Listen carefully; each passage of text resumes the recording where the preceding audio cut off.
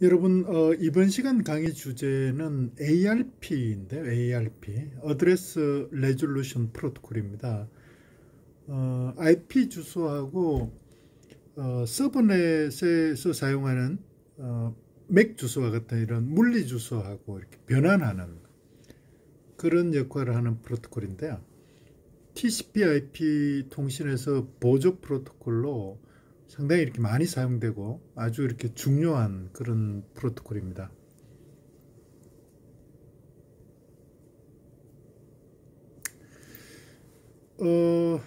ARP가 왜 필요한지 또 ARP의 역할이 뭔지를 이해를 하려면은 인터넷의 통신 구조를 다시 한번 복습할 필요가 있는데요.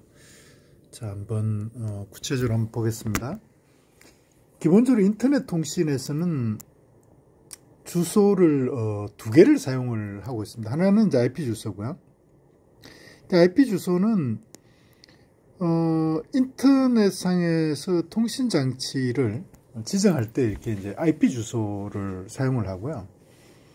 그리고 실제로 이렇게 인터넷에 연결되어 있는 장치가 네트워크 인터페이스를 통해서 물리적으로 어떤 네트워크 링크를 통해서 통신할 때는 그 서브넷에 그 서브넷에서 사용하고 있는 그 물리 주소를 사용을 합니다. 가장 대표적인 이제 물리 주소가 이렇게 맥 주소인데요.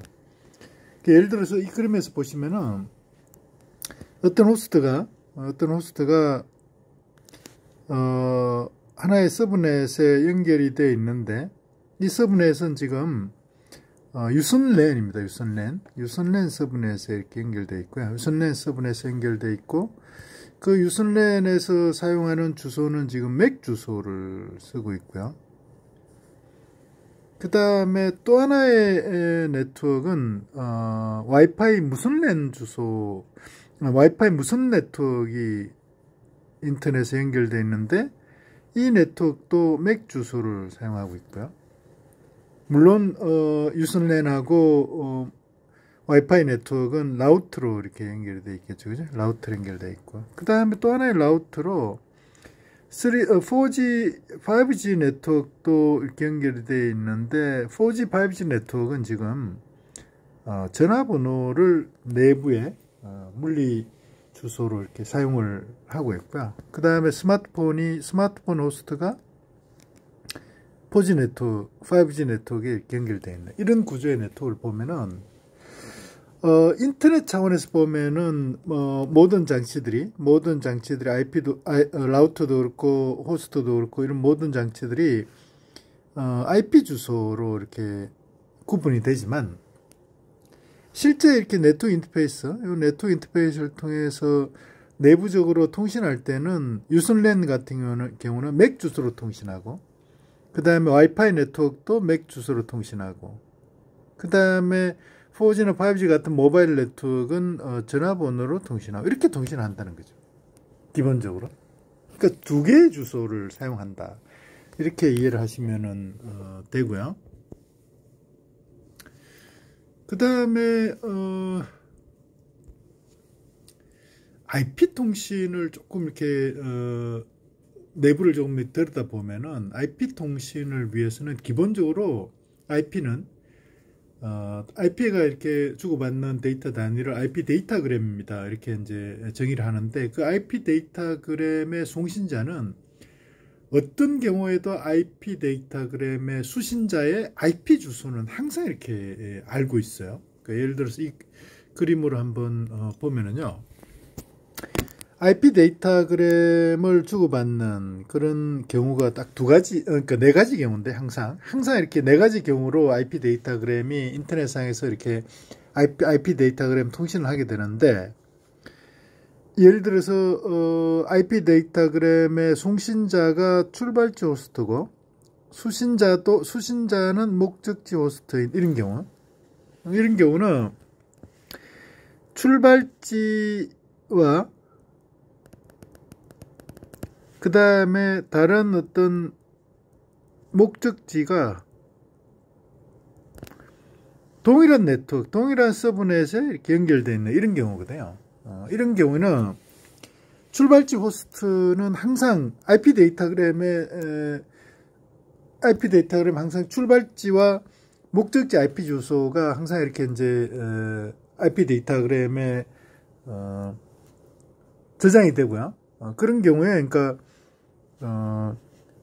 목적지의 IP 주소, 그 다음 출발지의 IP 주소, 이 두 가지 주소를 항상 이렇게 알고 있는 거죠. 누가? 송신자가 수신자인 목적지 호스트의 주소를 항상 이렇게 알고 있는 거죠. 같은 이렇게 서브넷에 연결되어 있을 때. 이게 첫 번째 경우고요. 두 번째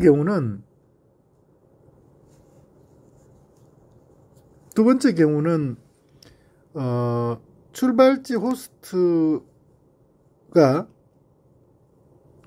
로컬 라우트한테 이렇게 데이터를 전송할 이런 경우인데요. 그러니까 출발지 호스트하고 목적지 호스트가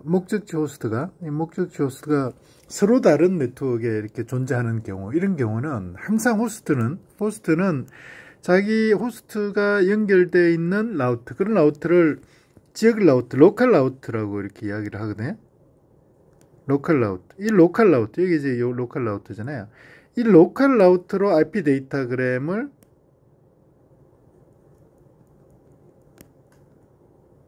전송을 하게 되는데, 이런 경우, 이 경우는 이제 두 번째 경우죠. 이 경우인데, 이 경우는 항상 로컬 호스트는 지역 라우터의 IP 주소를 항상 알고 있다. 왜냐하면은 이 호스트를 인터넷에 연결할 때 자기 IP 주소도 설정하지만 항상 뭐를 갖다 설정하냐? 자기 IP 주소하고 항상 뭐를 설정하냐면은 디폴트 게이트웨이 주소를 항상 이렇게 설정하거든요. 여러분들 호스트 PC나 노트북에 IP 주소를 설정해 본 사람들은 알겠지만 디폴트 게이트웨이 주소를 설정을 하게 된다고요. 이때 이 디폴트 게이트웨이 주소가 뭐냐면, 이 디폴트 게이트웨이 주소가 호스트에 설정한 디폴트 게이트웨이 주소가 뭐냐면, 이 IP 데이터그램, 다른 네트워크에 연결되어 있는 IP 데이터그램을 전달할 이 디폴트 로컬 라우트의 주소거든요. 그래서 이런 경우에 항상 보면은 호스트는 이 출발지 호스트는 이 데이터그램을 수신할 지역 라우트의 주소를 항상 이렇게 알고 있는 거죠. 이게 두 번째고요. 세 번째는 뭐냐면, 어떤 라우트가 그 다음 라우트한테 이렇게 전달하는 경우인데, 그러니까 여러 개의 네트워크를 거쳐서 목적지 호스트가 연결되어 있는 이런 경우인데, 이런 경우에 보면은 이 라우트는 항상 다음 라우트의 IP 주소를 알고 있다고. 왜냐하면 이 라우트에는 어떤 자료 구조가 항상 이렇게 저장이 되어 있냐면은 라우팅 테이블이 이제 저장이 되어 있잖아요. 이 라우팅 테이블에 들어있는 정보가 뭐냐면은 목적지 호스트 IP 주소로 가기 위한 어떤 정보가 되어 있냐면 다음 라우트의 주소가 이렇게 저장이 되어 있거든요. 다음 라우트의 주소, 다음 라우트의 IP 주소. 그래서 항상 이 라우트는 다음 라우트의 IP 주소, 이 다음 라우트 있잖아요. 여기 이제 다음 라우트로 하면은 이 다음 라우트의 IP 주소를 항상 가지고 있다. 예를 들어서 뭐 그 다음에 또 다른 다음 라우터 있다 그러면은 이 라우트의 라우팅 테이블에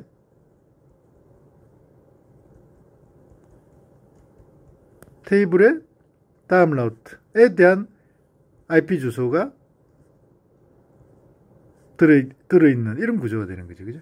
이런 구조가 되는 거죠. 그래서 이 세 번째 경우에도 라우트는 항상 다음 라우트, IP 데이터그램을 전달할 IP 데이터그램의 수신자인 다음 라우트의 IP 주소를 항상 가지고 있고요. 그 다음에 이 목적지 네트워크에 도착을 했을 때, 이때는 목적지 호스트가 이 라우트와 같은 네트워크에 연결되어 있는 이런 경우에 이 라우트는 목적지 목적지 이 호스트의 IP 주소로 데이터를 전달하면 되기 때문에 데이터그램을 전달하기 때문에 여기 있는 IP 데이터그램 이 라우터 IP 데이터그램을 수신하면은 이 IP 데이터그램의 목적지 주소가 이 수신자의 주소가 된다고요. 그러니까 이 경우도 이 네 번째 경우도 라우터는 목적지 호스트의 주소를 항상 이렇게 알고 있는 거죠. 그래서 이 인터넷 통신 구조에서 보면은 IP는 그 IP 데이터그램 송신자는 IP 데이터그램 수신자의 IP 주소를 항상 알고 있는, 어떤 경우에도 알고 있는 그런 구조로 설계가 되어 있어요. 오케이? 그렇지만 이 네 개의 경우 모두 있잖아요. 이 네 개의 경우 모두 그러니까 송신자가 수신자의 물리 주소를 알 수 있는, 물리 주소를 알고 있지는 않아요. 물리 주소는 모르는 상태. 그러니까 IP 주소, 수신자의 IP 주소는 알고 있지만 이 경우가 뭐냐면은 IP 데이터그램 송신자는 IP 데이터그램 수신자의 IP 주소는 알고 있지만 물리 주소는 모르고 있는 이런 상태다. 이렇게 보시면 된다는 거죠. 근데 실제로 IP 데이터그램을 물리적인 통신 링크를 통해서 실제로 전달할 때는 수신자의 물리 주소, 수신자의 맥 주소를 사용해서 전송을 해야 된다는 거거든요. 그래서 예를 들면은 물리적인 네트워크가 랜이다, 유선 랜이다 이렇게 보면은 그 유선 랜에서 이와 같은 예를 들어 유선 랜 프레임을 사용하면은 이 프레임의 이 자료 구조가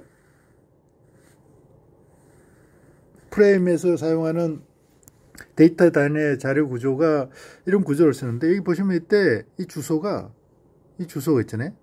출발지 주소도 그렇고 목적지 주소도 그렇고 이 맥 주소를 쓴다. 맥 주소. IP 주소는 이 랜에서는 이 물리적인 네트워크 서브넷에서는 IP 주소는 전혀 이렇게 상관이 없는 거죠. 맥 주소로 이렇게 통신을 해야 되는 거죠. 그죠?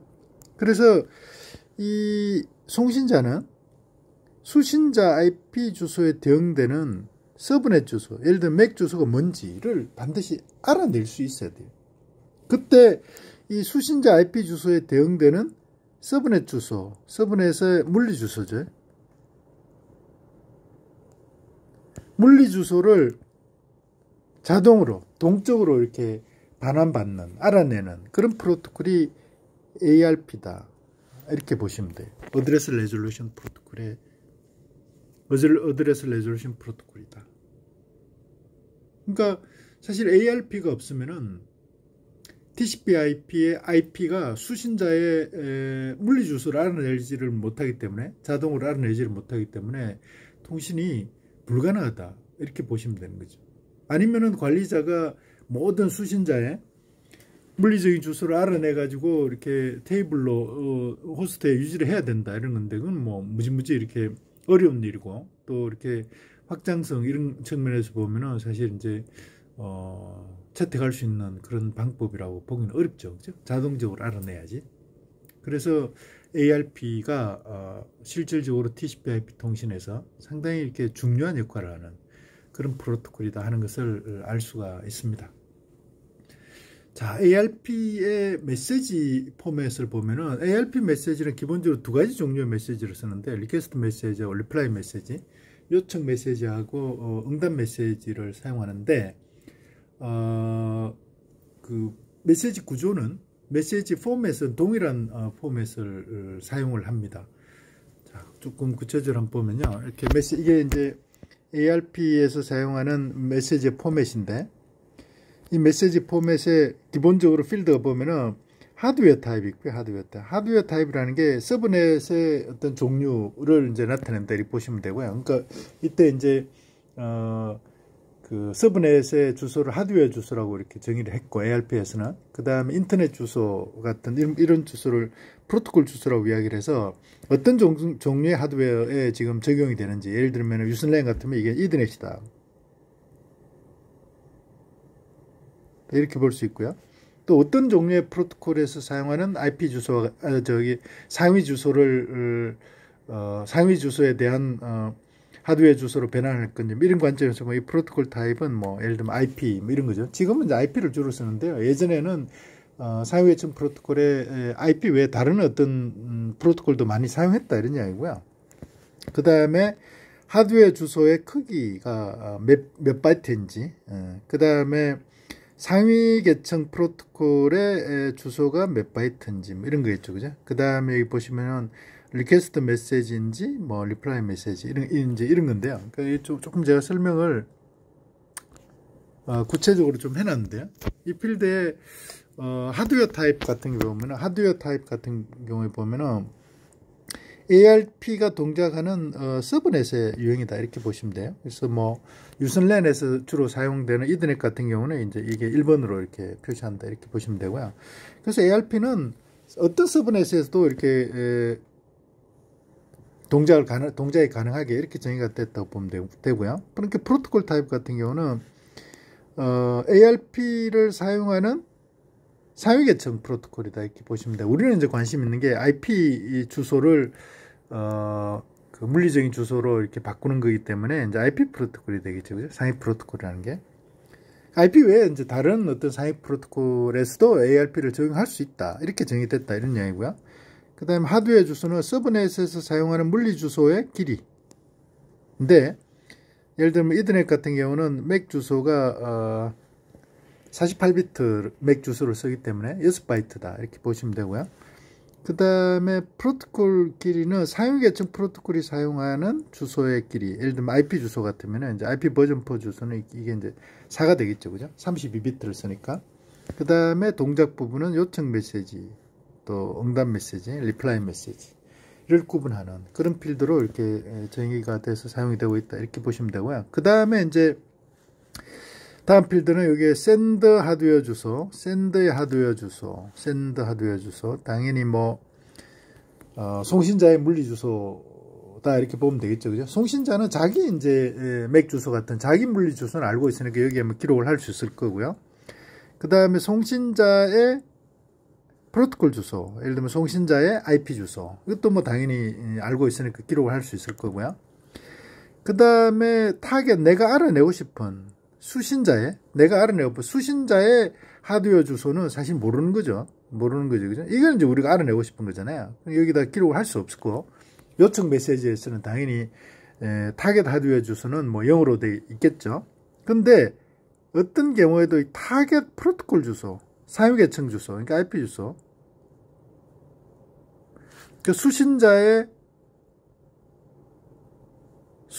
IP 주소는 항상 이렇게 알고 있기 때문에 수신자의 IP 주소까지 이렇게 이제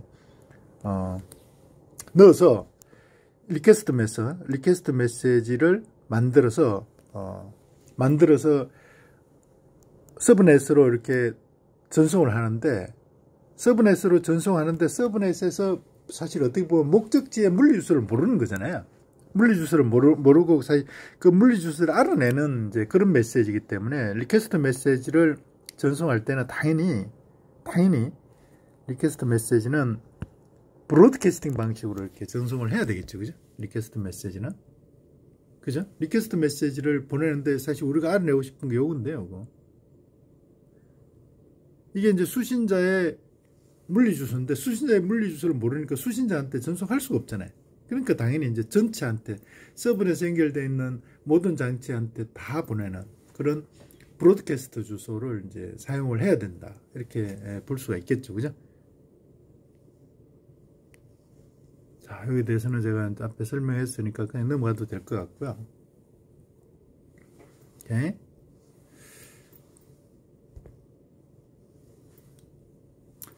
그래서 이 ARP 메시지를 실제로 이렇게 전송할 때 있잖아요. 전송할 때 예를 들면 서브넷이 이게 이제 유선 랜이다 이러면은 랜에서 사용하는 데이터 전송 단위가 이 프레임인데, 이 프레임의 이 데이터 부분 있잖아요.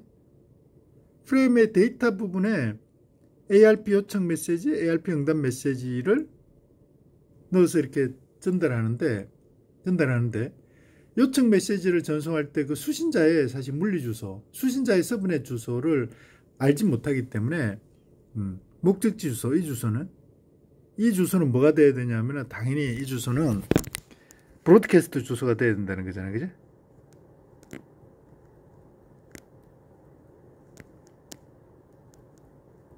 브로드캐스트 주소는 48비트가 전부 다 1일 때 1로 이렇게 설정이 되는 이런 주소를 갖다 브로드캐스트 주소라고 그러거든요.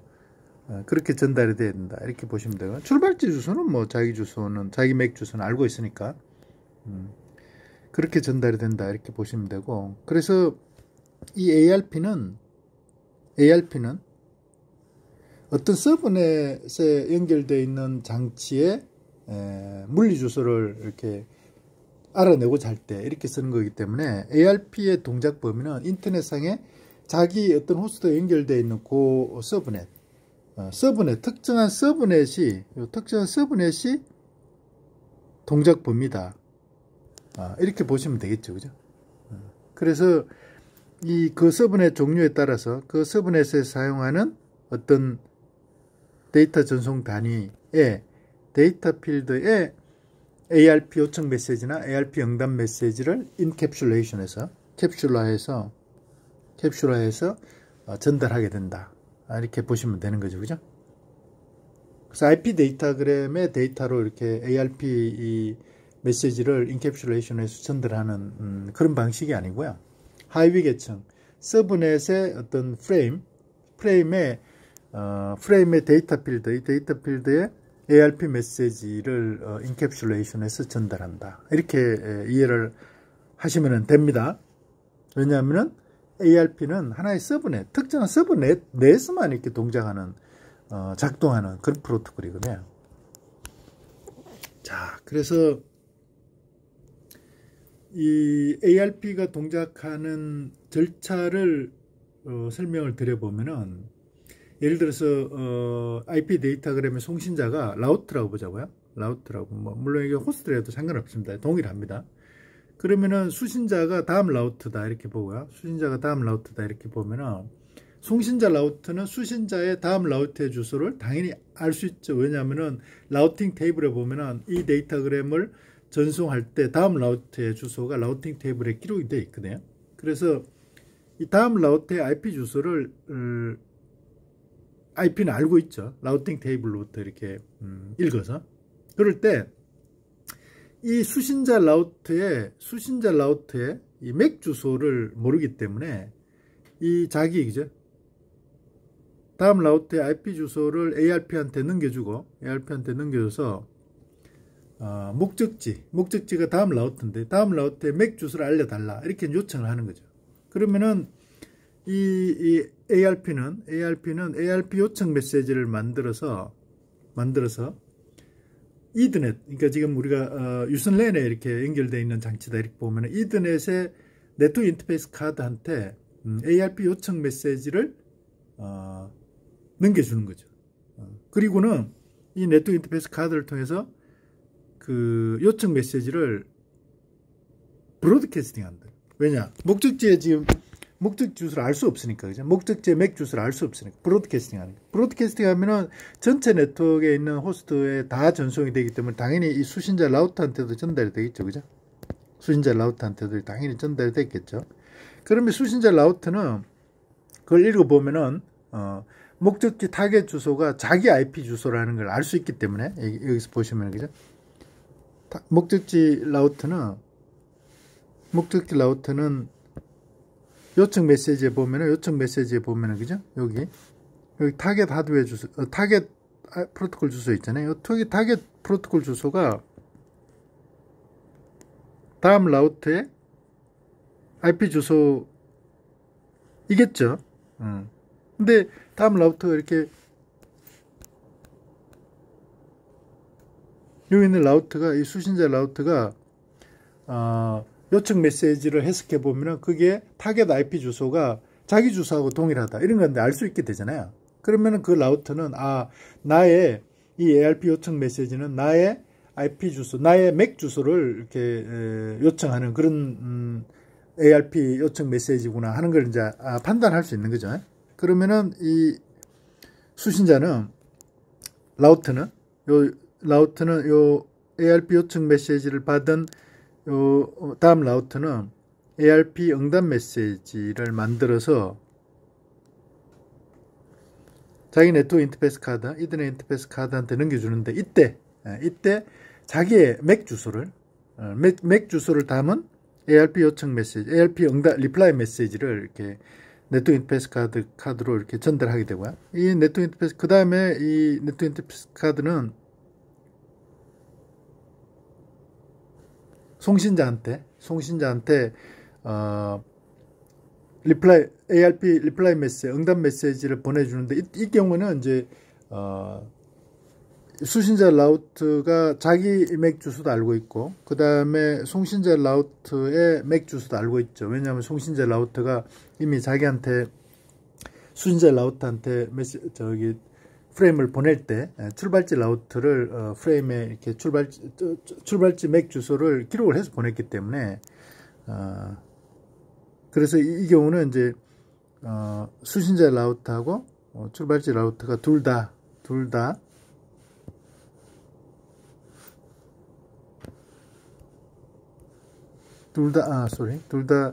요 목적지 맥 주소하고 출발지 맥 주소를 둘 다 이렇게 알고 있는 상태죠. 그래서 여기서 보시면은 ARP 응답 메시지를 이렇게 보낼 때 브로드캐스트 할 필요 없고요. 브로드캐스트 할 필요 없고 7번에 보시면 요 유니캐스트 방식으로 프레임을 전송할 수 있다는 거죠. 그러면은 네트워크 인터페이스 카드가 ARP 리플라이 메시지를 보내면은 이 리플라이 메시지 내에 수신자 라우트의 이더넷 주소, 맥 주소가 이렇게 들어있는 거잖아요. 그러면 이제 IP한테 이렇게 넘겨주는 거죠. 그럼 IP가 IP 데이터그램을 네트워크 인터페이스 카드를 통해서 보낼 때 목적지 라우트, 다음 라우트에 수신자 다음 라우트에 맥 주소를 알 수 있는 거잖아요. 그래서 그 맥 주소로 네트워크 인터페이스 카드를 통해서 자기 데이터그램을 다음 라우트까지 전달을 할 수 있는 거죠. 그죠? 이렇게. 그러면 수신자의 네트워크 인터페이스 카드가 그 IP 데이터그램을 다음 라우트의 IP 프로토콜에 이렇게 전달할 수 있다. 이렇게 보면 되는 거죠. 그죠? 그래서, 이 송신자는 항상 자기 시스템에 있는 ARP를 통해서 IP 주소를 넘겨주고 수신자의 맥 주소 같은 이런 물리 주소를 이렇게 ARP를 통해서 받아서 그 물리 주소를 사용해서 자기가 전송하고자 하는 IP 목적지 수신자 IP 주소의 주소로 IP 데이터그램을 전송할 수 있다. 이렇게 보면 되는 거죠. 그래서 ARP가 수신자의 IP 주소에 대응되는 맥 주소와 같은 물리 주소를 자동으로 이렇게 자동으로 반환해주는 그런 프로토콜이다 하는 것을 알 수가 있습니다.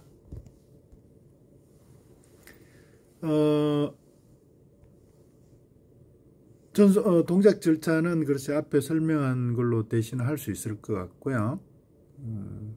읽어보시면은 금방 이렇게 이해할 수 있는 그런 겁니다. 앞에 제가 설명한 그대로 제가 다시 정리를 해놨습니다.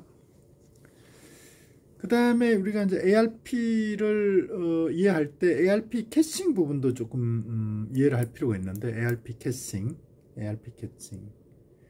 이게 이제 ARP라는 게요. 그러니까 ARP 요청 메시지를 보내서 수신자가 또 ARP 응답 메시지를 보내주고 거기서 수신자의 IP 주소에 대응되는 물리 주소를 찾아서 그 물리 주소를 이용해서 IP 패킷을 IP 데이터그램을 전송하는 이런 이제 과정이기 때문에 사실 ARP를 써서 목적지 그 수신자의 물리 주소를 알아내는 그런 작업은 이제 시간이 꽤 걸리는. 왜냐하면 메시지가 왔다 갔다 해야 되니까 그죠.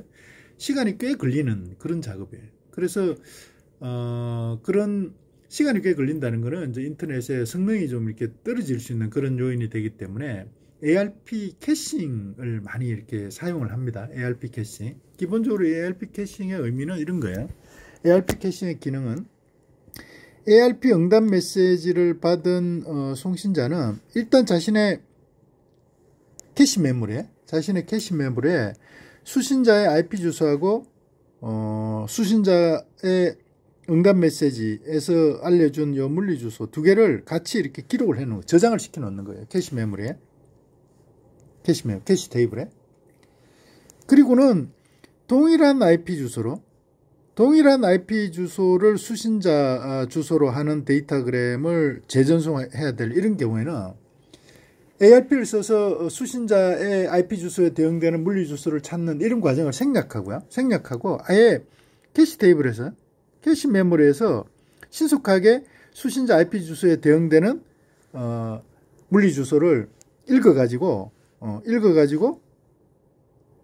신속하게 이렇게 변환을 시켜주는 그런 목적으로 ARP 캐싱 서비스를 사용을 해요. 당연히 그러면 인터넷에 IP 주소에 대응되는 물리 주소로 변하는데 걸리는 시간이 이렇게 작아지기 때문에 당연히 이제 인터넷의 성능이 높아지겠죠, 그죠? 그래서 실제로는 이 ARP 캐싱을 많이 사용을 합니다. 그러니까 수신자 IP 주소에 대응되는 물리 주소를 찾을 때 한 번만 이렇게 찾아놓으면은 그 다음에는 이제 자기 캐시 메모리에서 동일한 IP 주소에 대응되는 물리 주소를 읽어올 수 있다는 거죠. 근데 대신 이제 예를 들어서 뭐 그 장치가 IP 주소에 대응되는 맥 주소를 가진 그런 장치가 네트워크에서 이렇게 네트워크에서 연결이 해제가 될 수도 있고 또 뭐 여러 가지 이제 상황 변화가 생기기 때문에 일정한 시간이 경과하면은 일정한 시간 동안 이 캐시 메모리에 들어있는 IP 주소에 대응되는 맥 주소를 사용하지 않으면은 캐시 메모리에서 이렇게 삭제를 해요. 그래서 그 다음에 다시 이제 또 동일한 IP 주소에 대응되는 그런 물리 주소를 써야 될 그런 경우에 있으면 다시 ARP를 통해서 IP 주소에 대응되는 물리 주소를 찾아서 또 캐시 메모리에 저장하는 이런 방식으로 일정한 시간이 지나는 동안에 사용되지 않는 거는 이렇게 삭제를 하고 다시 이렇게 찾는 이런 과정을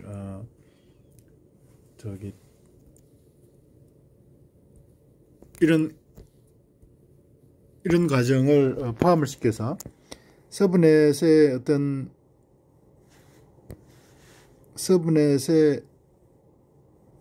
어떤 장치가 연결이 됐다가 또 해제가 됐다고 하는 이런 동적 변화에 적절하게 반영을 할 수 있게, 그리고 캐시 테이블이 완전히 이렇게 커지는 그런 경우를 이렇게 이제 방지할 수 있도록 그렇게 적절하게 캐시 메모리가 갱신이 될 수 있도록 그렇게 ARP 캐시 메모리를 관리한다, 이렇게 이해를 하시면 되겠습니다. 그래서 뭐 ARP는 그 역할에 비해서 기능은 상당히 이렇게 이제 간단한데 ARP가 무슨 역할을 하는지, 또 IP 주소에 대응되는 물리 주소를 왜 ARP를 통해서 반드시 이렇게 알아내야 되는지, 또 그 ARP 이 캐시 메모리를 왜 사용하는지, 이런 것들을 잘 이렇게 이해를 하고 있으면은 여러 개의 서브넷을 라우트로 연결한 이런 인터넷이 어떻게 IP 데이터그램을 실제로 전송하는지 하는 그런 과정을 아주 구체적으로 이해하는데 도움이 되지 않을까, 그렇게 생각을 하고요. 그래서 이번 기회에 ARP가 어떻게 동작하는지에 대해서 이렇게 잘 이해할 수 있는 그런 시간이 되었으면 좋겠습니다.